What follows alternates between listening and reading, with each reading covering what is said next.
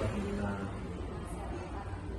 Mohon maaf Pak Galis, ini saya menunggu waktunya Pak Galis untuk mewawancarai Bapak sebagai pemimpin pembelajaran terkait modul saya yang 3.1 pengambilan keputusan berbasis nilai-nilai kebajikan sebagai pemimpin.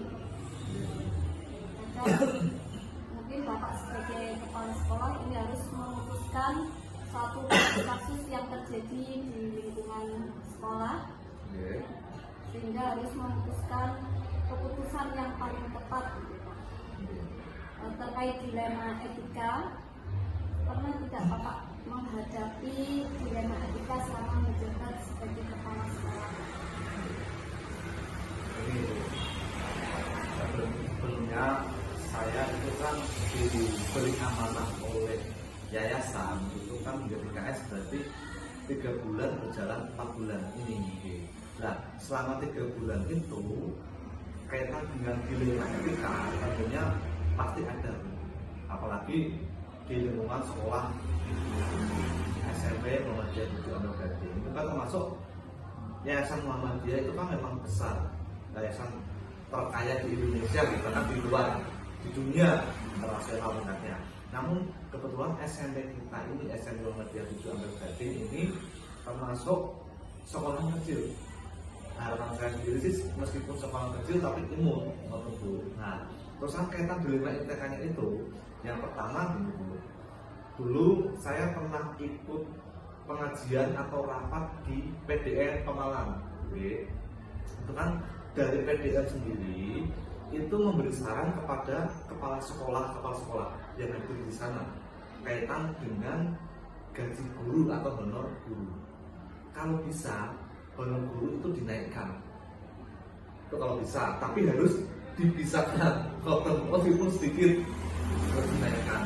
Nah, alhamdulillah saya dan tim kemarin, salah satunya ya beberapa guru di sini, guru bendahara dan guru yang lain itu saya ajak urun produk koordinasi dengan guru tersebut bahwa untuk tahun ajaran ini atau dulu berarti kan saya membuat keputusan itu kan tahun ajaran kemarin, berarti tahun ajaran 2024-2025 itu menurut guru dinaikkan. Alhamdulillah sudah naik. Ya, tapi kendalanya Bu, pas PPDB kemarin itu siswa kita itu jumlahnya merosot cukup drastis, cukup signifikan. Yang kemarin tahun pelajaran lalu kita itu meluluskan sejumlah 26 anak siswa, saat ini masuk hanya 16. Nah, itu kan menjadi dilema etika kepada sekolah ini sendiri, terutama bagi saya. Saat itu gaji kami naikkan, tapi kendalanya kebetulan siswanya menurun. Nah, kebetulan kan kaitan itu agak goyah keuangan sekolah kita, Bu.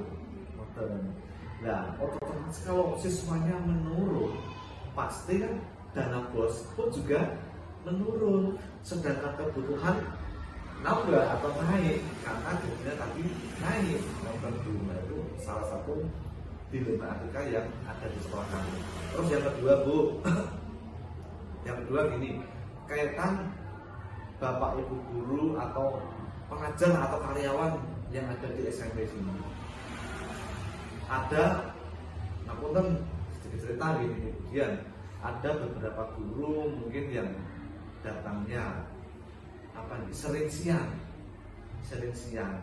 Padahal di sini kan kebanyakan guru baru nih.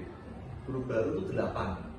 Karena kemarin guru-guru lama itu alhamdulillah sekarang sudah menjadi ASN, P3K 6. Nah, terus ada masuk 8 guru. Nah, pengen saya guru-guru senior itu yang sudah ada atau mendahului di sini ibaratnya berada di SMP ini itu memberi contoh yang bagus, terutama bab kedisiplinan. Itu Bu, ini aku agak curhat Bu kaitan dengan dilema etika. Kan ada beberapa guru senior yang datangnya sering terlambat. Nah, itu kan termasuk menjadi suatu dilema etika juga, Bu. Bisa jadi menjadi apa gitu? Kecemburuan sosial. Lah wong yang senior saja kayak gitu kok, kan bisa jadi contoh, Bu. Enggak kepingin apa keinginan saya tetap kembali ke diri kita masing-masing.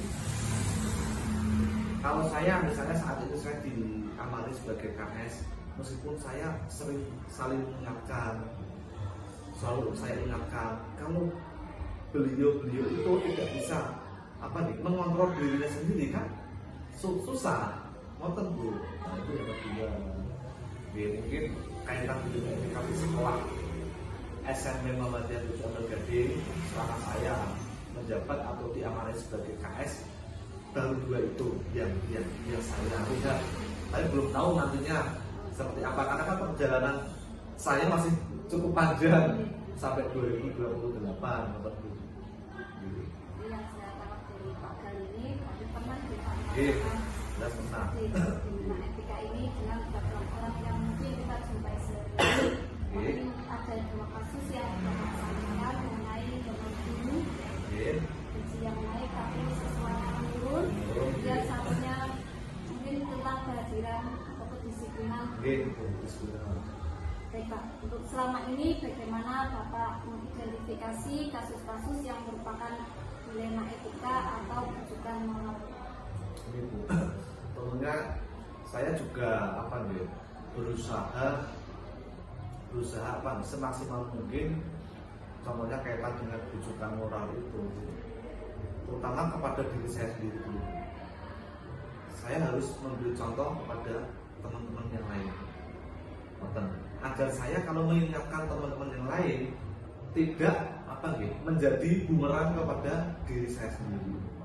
Kan gampang Bu, orang mengucap itu gampang, yang sulit adalah melakukan atau berperilaku itu yang bagus. Makanya memang terus terang dulu saat saya menjadi guru sebelum jadi KS, dia pernah datang terlambat, bahkan sering dan lain sebagainya. Nah saat ini setelah saya ditunjuk atau diberi amanah dari yayasan saya menjadi KS, terutama kedisiplinan.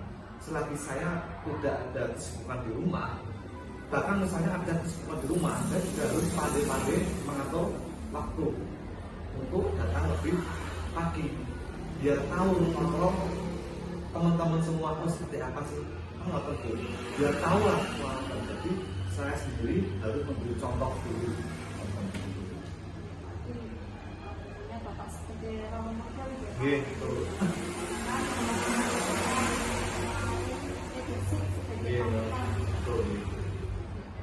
Berikutnya, selama ini bagaimana Bapak mengambil keputusan untuk mengatasi masalah tersebut, terutama pada kasus-kasus di mana ada 2 kepentingan yang sama-sama benar atau sama-sama mengandung nilai-nilai kebajikan. Terus pastinya gini Bu, untuk kaitan dengan pengambilan keputusan, ini kan termasuk lingkungan instansi pendidikan gitu.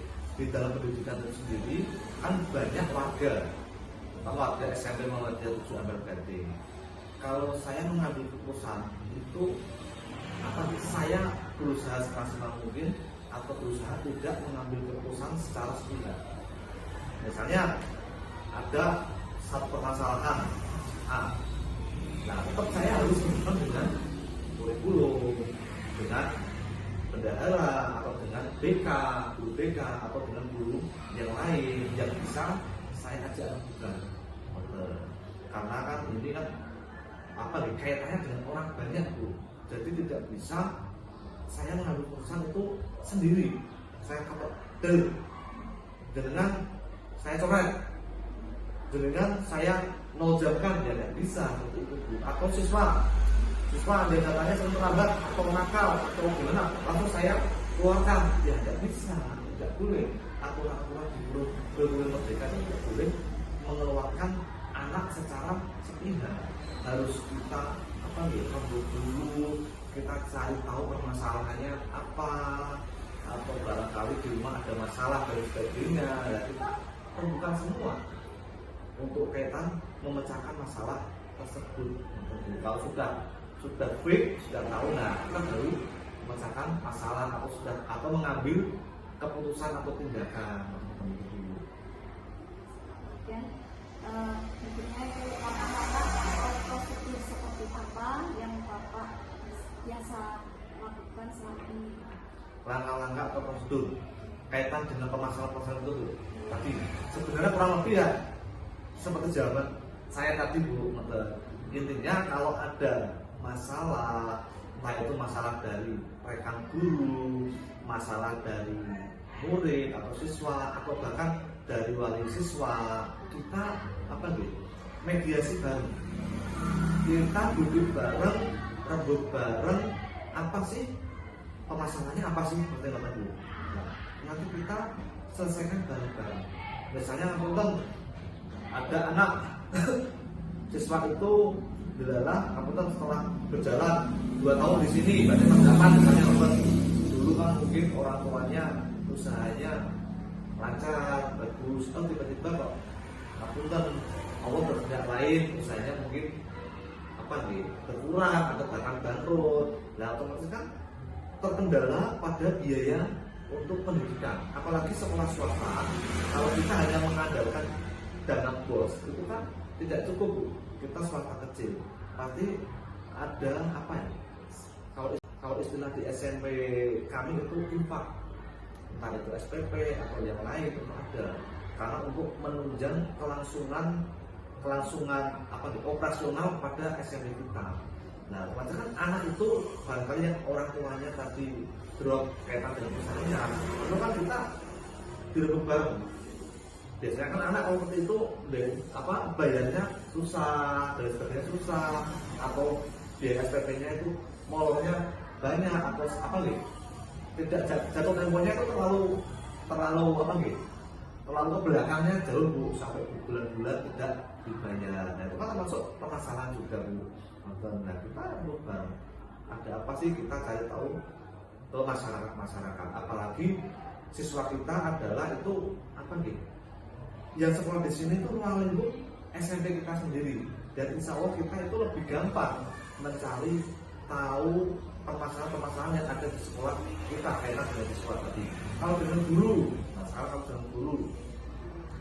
dengan guru misalnya datangnya terus terlambat, nah itu yang sampai saat ini ada bukan banyak dulu, paling satu dulu mungkin ngapain juga mungkin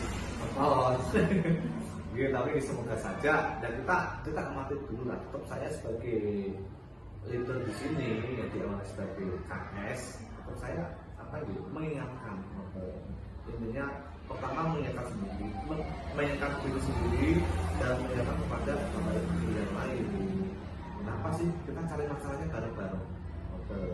Ya memang semua manusia atau semua orang yang hidup di dunia ini pasti memiliki suatu masalah, memiliki suatu kesibukan masing-masing. Nah, tapi kan kita harus bisa mengerti tanggung jawab kita. Kita di sini punya tanggung jawab. Urusan di rumah, urusan sekolah, jangan sampai dicampur adukan. Apalagi datang terlambat, maaf Pak, saya terlambat. Karena di rumah banyak urusan ini, ya oke lah 1-2 kali boleh. Tapi kalau sering kan, nah itu kan menjadi hal yang kebiasaan yang kurang baik juga. Jadi tadi sudah salah satunya yang tidak langsung memutuskan, tapi berdasarkan keputusan bersama. Yang saya tangkap dilemanya tidak hanya satu, ada paradigma individu dengan kelompok.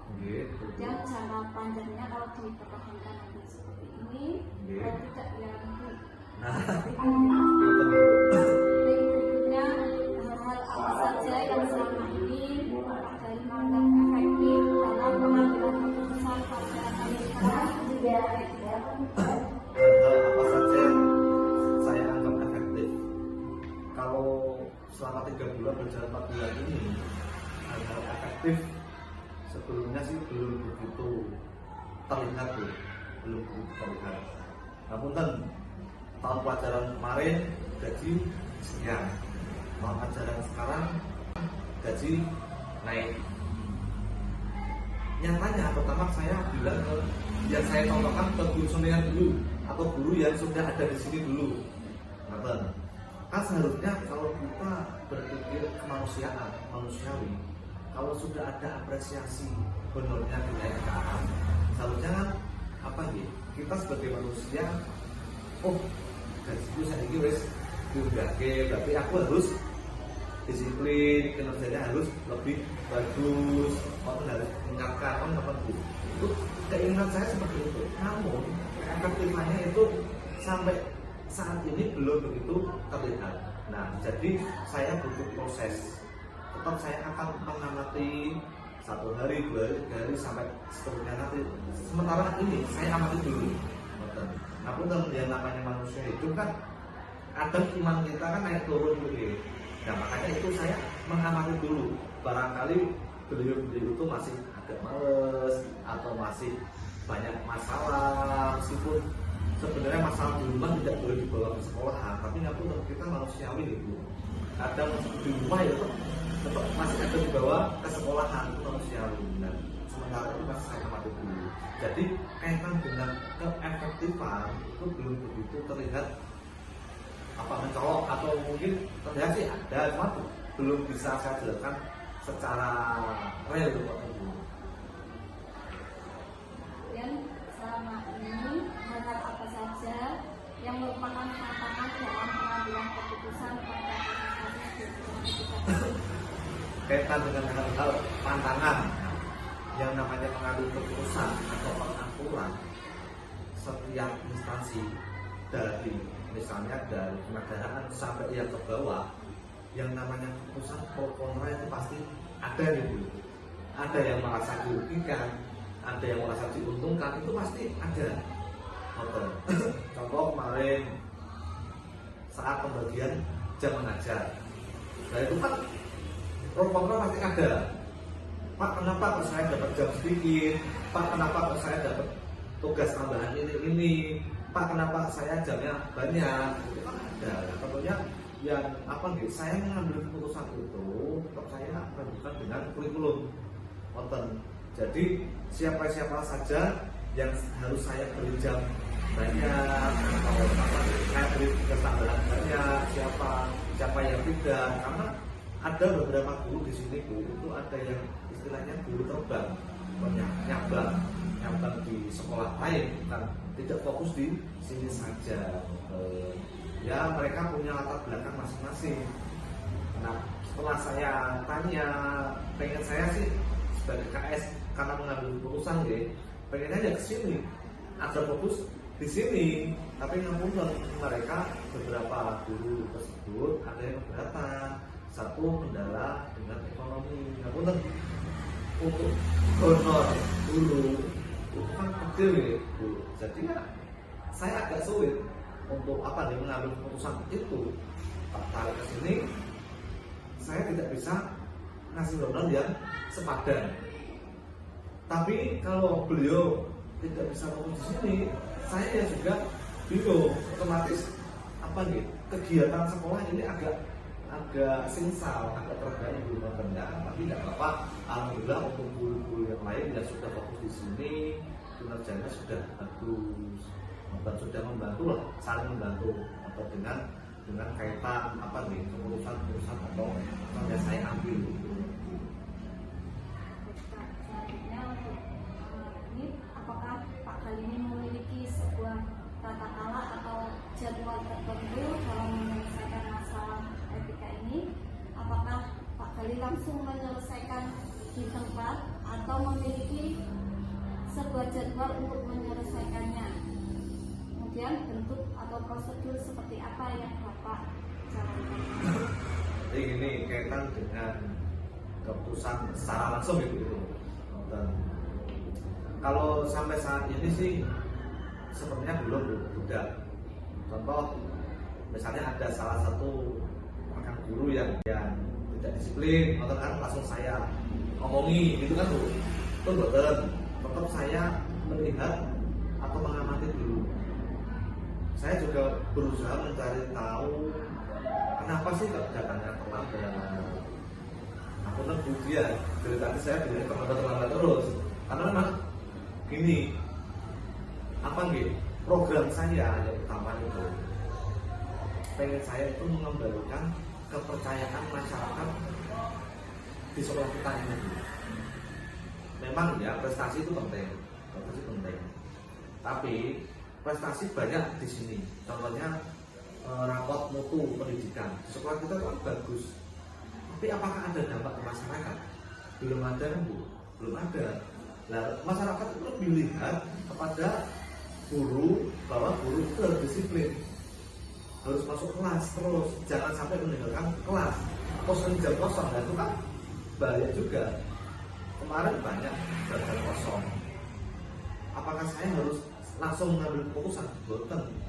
Saya tetap mengamati dulu.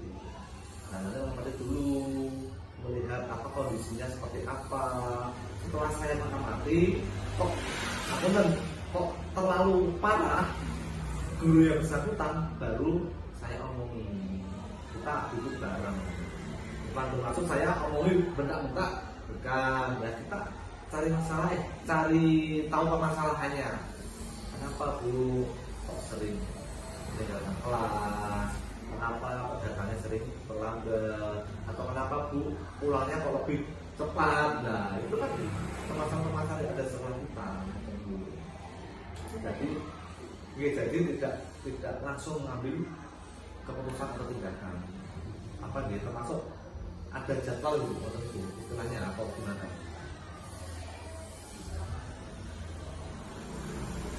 Tadi cara mengamati atau melihat, mencari tahu dulu. Gitu dulu. Sampai ada salah yang melihat bagaimana kondisinya itu, nanti baru mengambil keputusan. Dan adakah seseorang atau faktor-faktor apa yang selama ini mempermudah atau membantu terkait dalam mengambil keputusan pada kasus-kasus dilema etika ini? Tentunya ada Bu, tentunya ada. Contoh termasuk saya di sini kan masih junior juga, meskipun tidak boleh sebagai KS. Tapi saya punya panutan. Alhamdulillah di sini ada salah satu guru, bahkan lebih dari satu lah, ya bisa saya mengambil contoh dia itu dengan dulu itu benar rajin. Nah kan saya contoh, oh dia kok rajin, dan satu dengan. Terus yang kedua contoh ada kursus ini, kan kursus ini selalu saya ajak lakukan karena beliau itu senior dan mengetahui apa yang diinginkan oleh SMP kita, kaitan dengan dengan pembelajaran, kaitan dengan visi misi dan sebagainya. Apalagi beliau kan sebagai kurikulum, jadi lebih tahu. Jadi kalau ada apa-apa tetap ada yang membantu saya, ada yang dari kurikulum itu.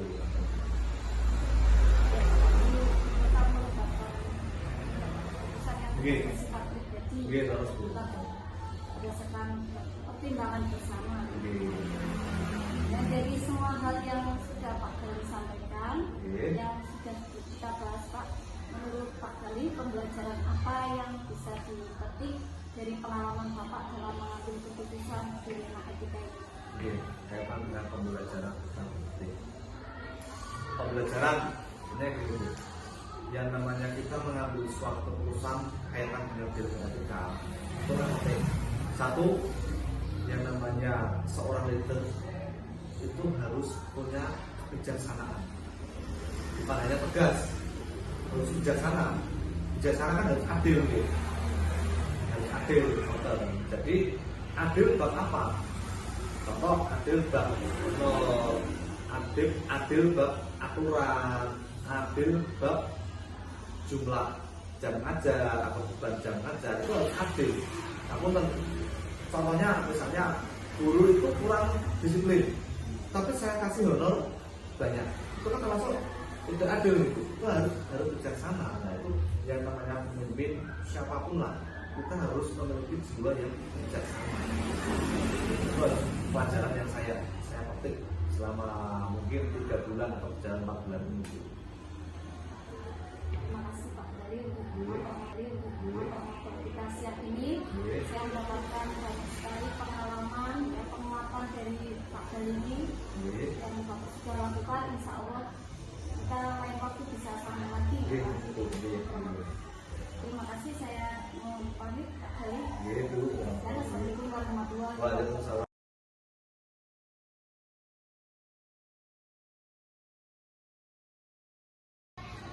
Assalamualaikum Bu Nurmi. Waalaikumsalam. Bagaimana kabarnya Bu Nurmi? Alhamdulillah. Sebelumnya saya ucapkan terima kasih.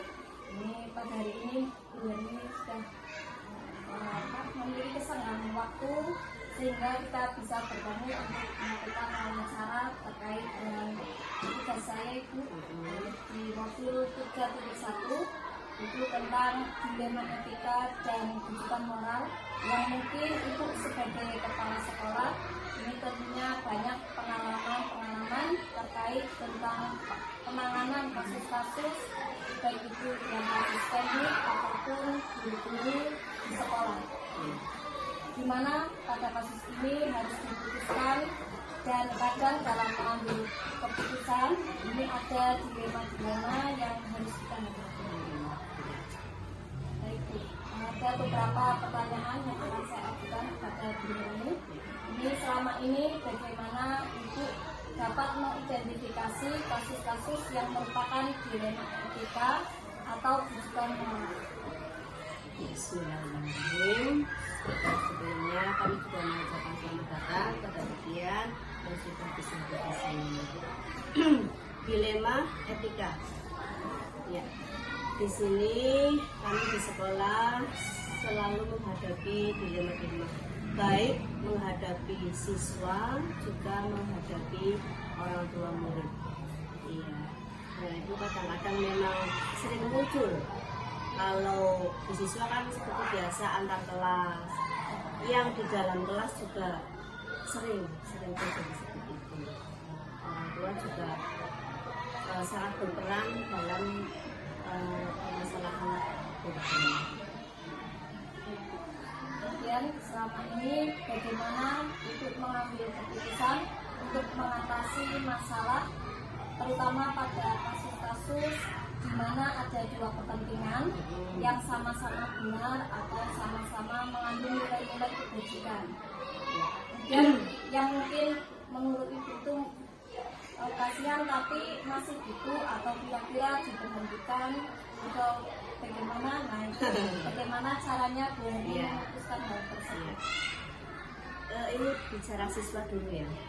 Siswa ketika terjadi permasalahan biasanya kami mengumpulkan guru, kemudian saya ungkapkan semua permasalahan yang ada di siswa, atau bisa juga kadang dari guru kelas itu mengumpulkan ini kok anaknya seperti ini anaknya seperti ini. Jadi kita musyawarahkan dulu dengan guru, kemudian nanti anaknya baru dipanggil ke kantor untuk segera ditangani. Itu dengan cara musyawarah. Selanjutnya untuk langkah-langkah atau prosedur seperti apa yang bisa Ibu lakukan selama ini? Ya.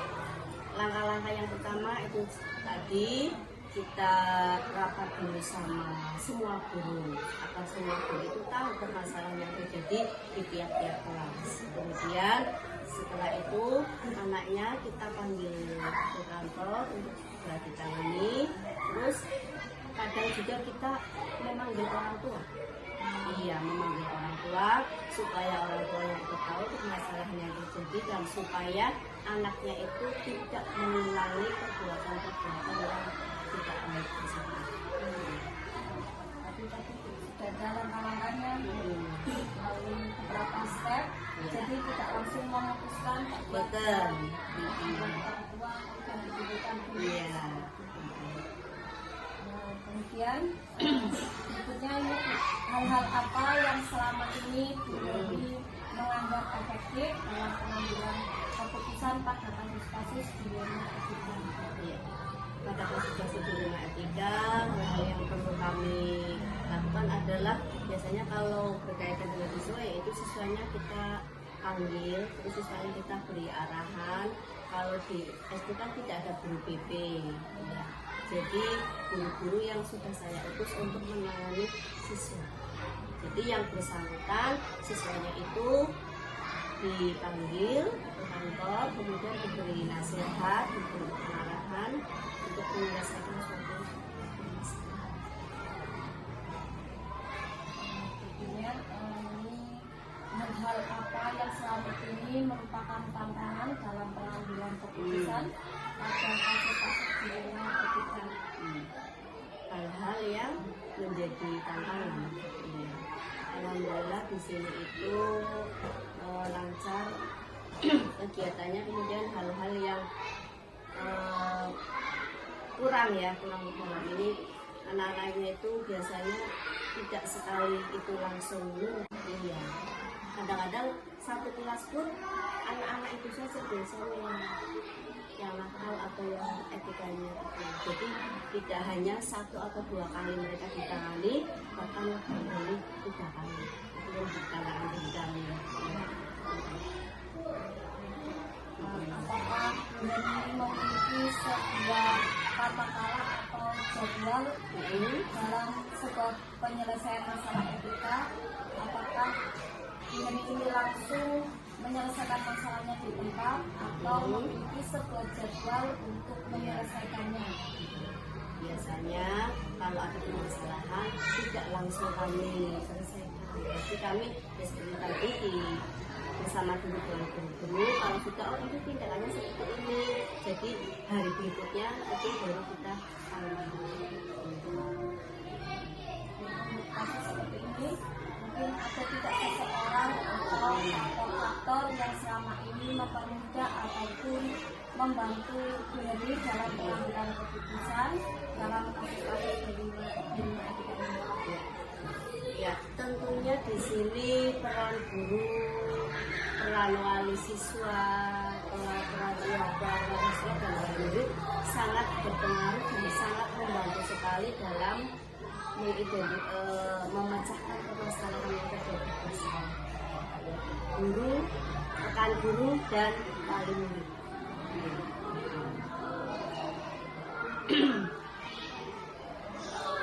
Apakah ada memerlukan konsultasi orang yang kemana itu konsultasinya dilakukan hal tersebut?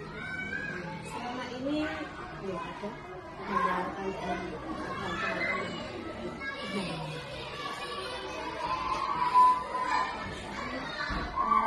Untuk melibatkan keputusan itu tidak bersifat pribadi ya, pada pertimbangan bersama.